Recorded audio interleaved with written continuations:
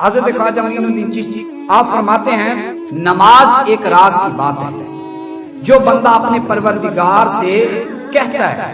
حدیث پاک میں ہے ان المصلی یناجی ربہ، کہ بے شک نمازی اپنے رب سے راز و نیاز کی باتیں کرتا ہے. ہمیں کوئی پریشانی ہو جائے، ہمیں کوئی بیماری ہو جائے، ہمیں کوئی مصیبت ہو جائے، ہم اللہ کی بارگاہ میں حاضر نہیں ہوتے، نماز پڑھ کے اللہ کی بارگاہ میں آئے مالک کرم کر، میں بیمار ہو گیا ہوں شفا دے دے، میں پریشان ہوں میری پریشانی دور کر، میں مصیبت زدہ میری مصیبت دور کر.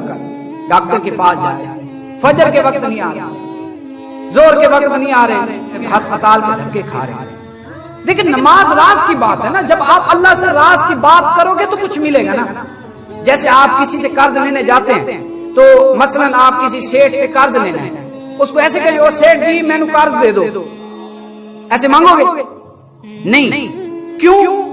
کیونکہ یہ ایک آپ کو اچھی چیز چاہیے، قرض چاہیے، پیسے چاہیے، تو آپ اس کے پاس جاؤ گے، سلام کرو گے، دعا کرو گے، بھائی کیسے ہیں، طبیعت خیریت پوچھو گے. اس کے بعد کیا کہو گے؟ یار میری تھوڑی مصیبت آ گئی تو قرض دے دے، تو وہ آپ کو کیا کرے گا؟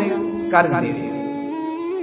جب آپ کو ضرورت تھی بندے سے، مخلوق سے، اللہ کے بندوں سے آپ کو ضرورت تھی، آپ نے ایک اچھا رویہ اختیار کیا، آپ کو قرض مل گیا، اس نے آپ کی مصیبت کو دور کر دیا، آپ کو پیسے دے دیے. ارے رب کی بارگاہ میں آتے، رب کی بارگاہ میں اگر اس طرح کی التجا کرتے، رب عطا نہ کرتا. لیکن بات یہ ہے نا کہ ہم اپنے رب کی بارگاہ میں نماز میں آ کر باتیں مانگتے نہیں ہیں نا کچھ. تو یہ چیز ہے جو خواجہ معین الدین چشتی نے بتا